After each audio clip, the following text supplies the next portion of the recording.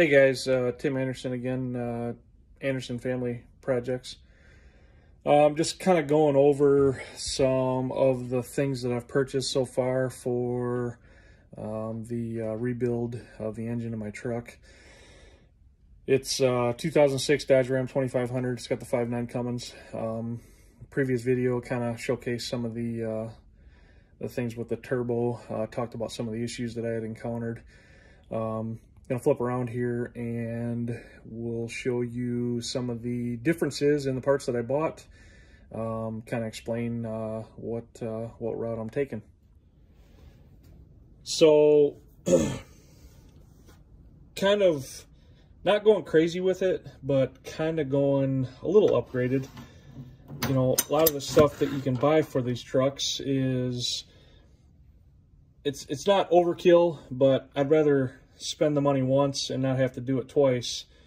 The original Tappets, so the way that this engine works is that there's a camshaft and there's lobes on the cam. The Tappets, these are Tappets right here.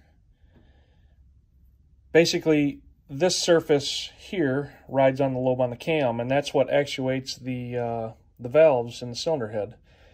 So the Tappets that I went with are from Hamilton cams. They're roughly 1.5 inch diameter. They're not coated. I don't necessarily need to do anything like that for what I'm looking to do. Just a little better, little upgrade from what the OEM Tappets are. Nothing really wrong with these Tappets, the OEM ones, but I think you have to kind of get them resurfaced, I think, if you want to reuse them. Here's an Oem Valve Bridge. What that does is it bridges the two valves. The 24 valve head, so there's 2 valves per cylinder. The valve stems would go up into these little holes here, and you know, there again, these probably aren't too terribly worn, but I'm going to all the work of putting this thing back together. I didn't want to use, you know, reuse the used parts, so I went with Manton billet valve bridges. Didn't really cost that much money. The nice thing about these is that they have holes. You can kind of see on the end right about here, there's a hole. And what that hole does is it allows, on each end, it allows oil to get down to the top of the tip of the valve stem.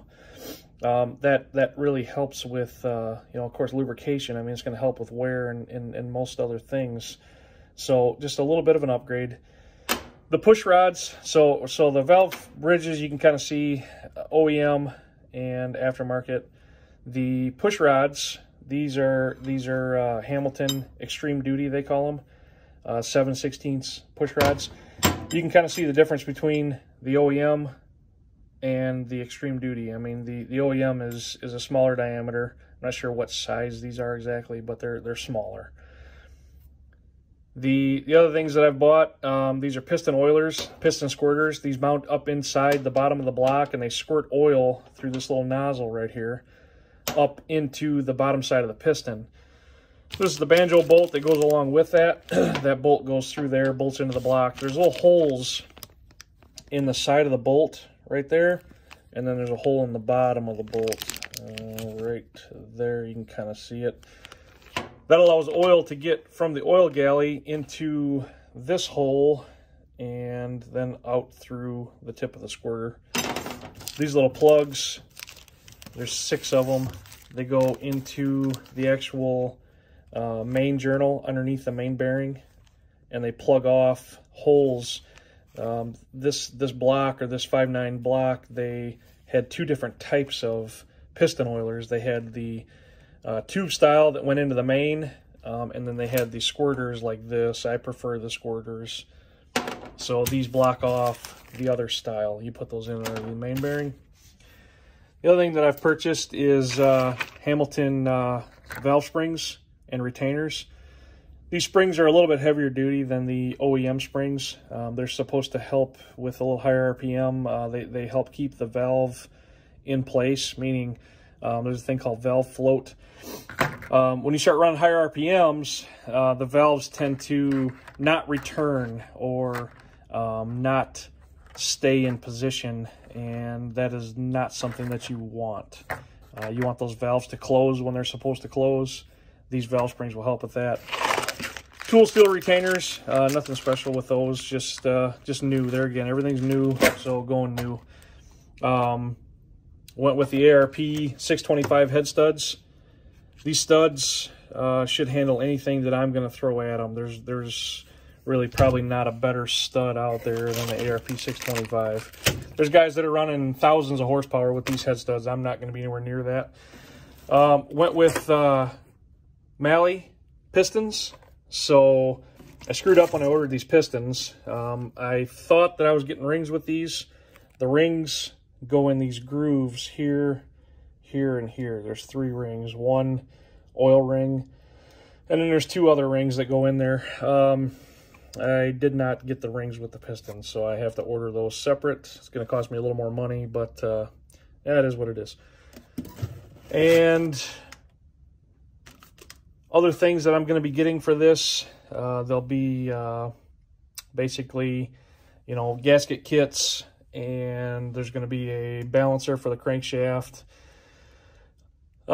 turbo injectors, fuel pump, lift pump, you know, multiple things. So I'll be doing more videos and explaining kind of what I'm doing, why I'm doing it. You know, just a lot of stuff, a lot of prep work and ordering things. Everything's on back order. The other thing that I bought, and it's not something that you typically would do if you're just going to rebuild a stock engine, but if you're trying to push a little more horsepower, what I'm trying to do is, you know, in that aspect, they offer or they you know, a lot of companies will do it. High performance guys will do it.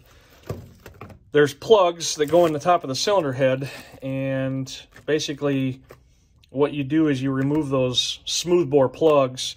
You tap the head with a pretty good sized tap. I think this is a M24 by 1.5 metric tap, so decent size, almost an inch. And then there's 11 plugs that get inserted into the top of the head.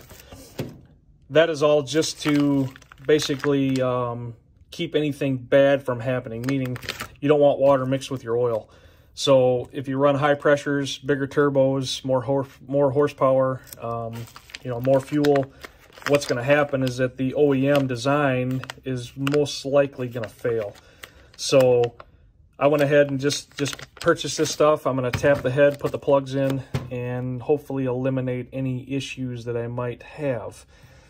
Going to be more stuff that I'm going to be ordering. Like I said, I've got cam to order. I have more stuff for the bottom end that I have to order. I'm looking at rods. I'm going to go, this is a common rail engine, 03 to 07.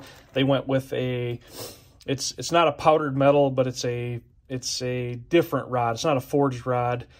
The earlier versions of the 24 valve Cummins engines and the 12 valves, they went with a forged rod. I did purchase a set of forged rods. I don't know if I'm going to use those. I might end up buying a set from a company that basically goes through and they stress relieve them, they shot peen them, polish them, balance them so that they're all equal in weight. That basically just helps with you know, when you balance things, it just makes things run a little smoother.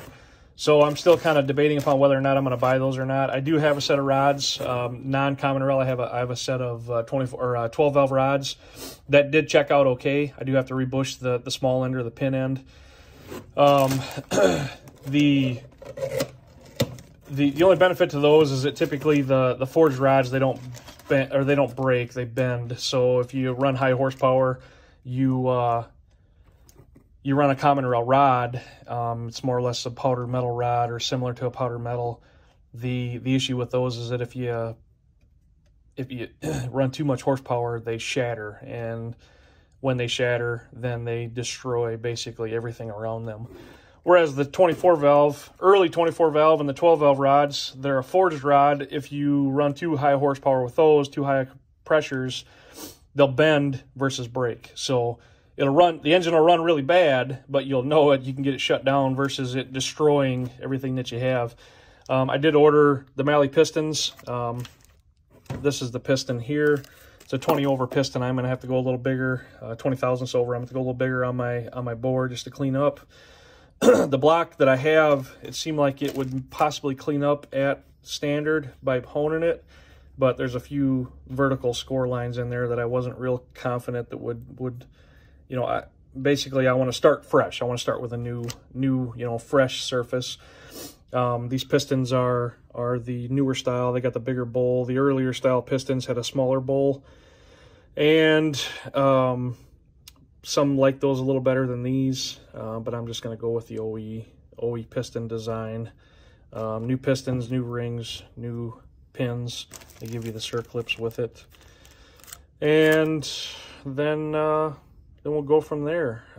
Like I said, going to be ordering some more parts. I'll have more videos on that stuff. I do have the oil pan sitting off to the side. I'll do a separate video on that, along with some other things. Appreciate everybody watching, and subscribe and like. Thanks.